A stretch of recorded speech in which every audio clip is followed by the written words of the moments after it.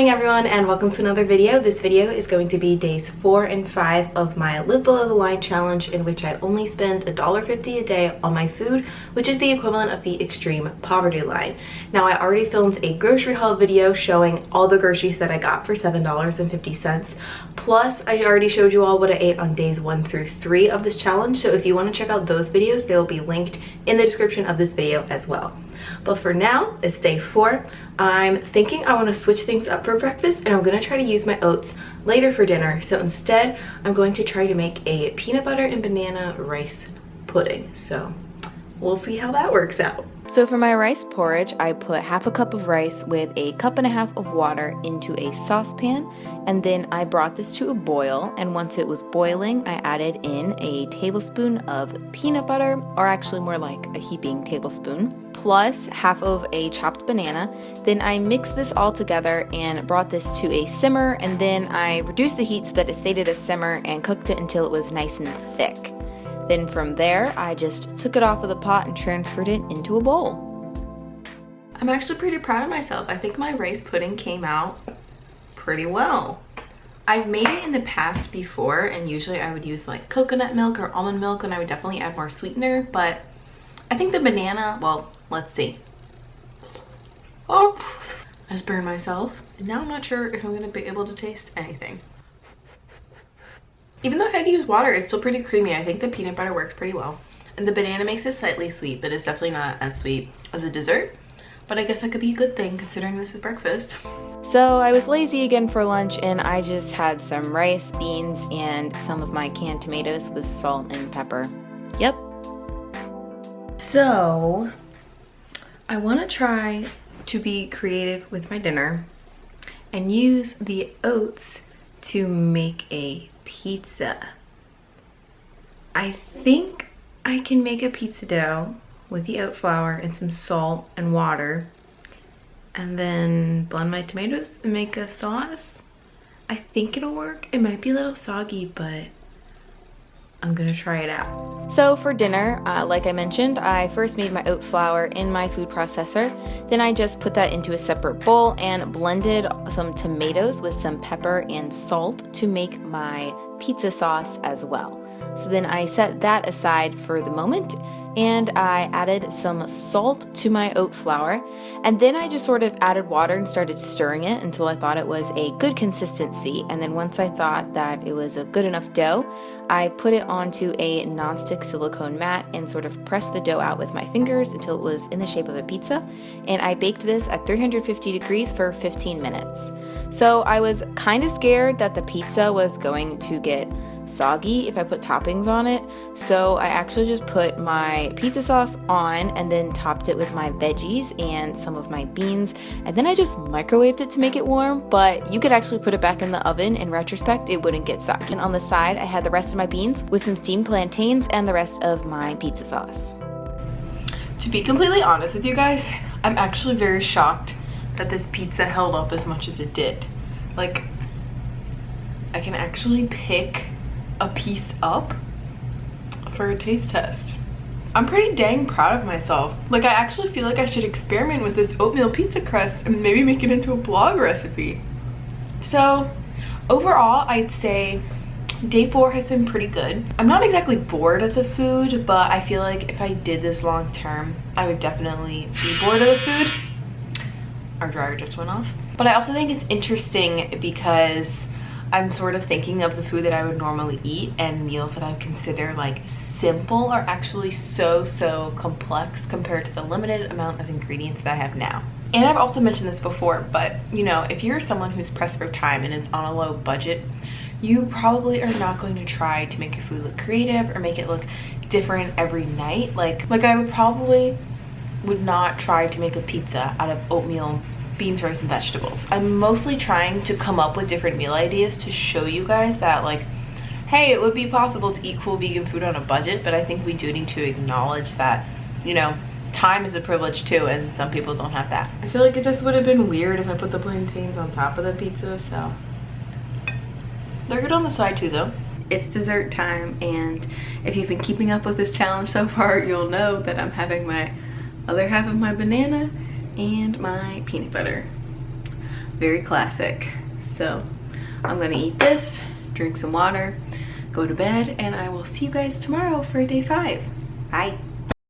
Good morning, everyone. Today is day 5, or the final day of my challenge. So I thought I would start today off by showing you guys all the food that I actually have left.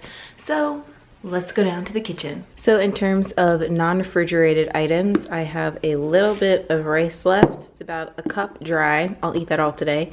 Plus I have 1 plantain left. And then for oats, we're almost out. And I actually have a little bit more peanut butter than I thought I would, but I'll probably still finish it too. And then this is everything that I have in my fridge. This stuff I have not been eating on the challenge. I didn't buy it with my money, but this is the goods we got left. Have a little bit of veggies, some tomato sauce, there's some beans left, and then I have 1 banana. I think I'm gonna be devious today and use my entire banana for breakfast and make some peanut butter oatmeal cookies.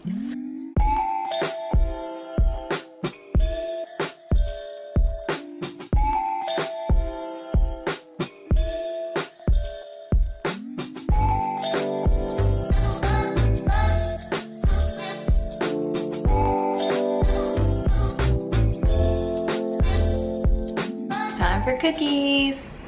These cookies are so easy to make, and I feel like a lot of people make them too. They're still kind of chewy, but they're like crispy on the outside. And I just kept my oats whole because I wanted more texture in the cookie, but if you wanted them to be like actual cookies with flour, you could make oat flour instead and then just add the banana and peanut butter like normal and mash everything together. And they'd be a little bit, I guess, softer if you do it that way. So this is my breakfast.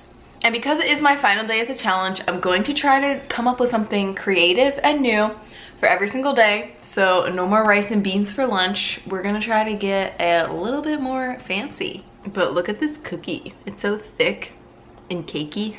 So first for lunch, I decided to make plantain chips. So I peeled my plantain and then chopped it up really thinly and then put these small chips onto my nonstick cooking mat. Then I coated them with some salt and baked them at 400 degrees for 15 minutes. While they were in the oven, I blended up the remaining beans that I had with just the juice from my remaining tomatoes, plus some salt and pepper. And yep, I blended this together to make a sort of refried bean paste. Then I added this back into the rest of my tomato chunks, so then that way this mixture would have a little bit more texture to it.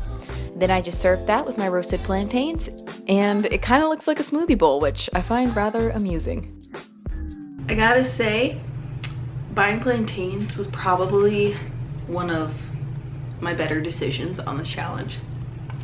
I will also admit that my bean to chip ratio is probably a little off, so I'm probably gonna end up eating the rest of these with a spoon, but I will enjoy my plantain chips while they lasted. All right, so it is dinner time, and all I really have left is rice and vegetables. And actually one of you guys commented on my videos and told me that I should try to make fried rice using rice, vegetables, and peanut butter. That's all the food I have left, and I'm kind of curious. I kind of want to try it. It could kind of be like pad thai, except, you know, there's no like garlic or ginger, and I'd just be using salt instead of soy sauce. But it's my last meal, so if it turns out to be horrible, like, it's not the end of the world. So I think I'm gonna try it.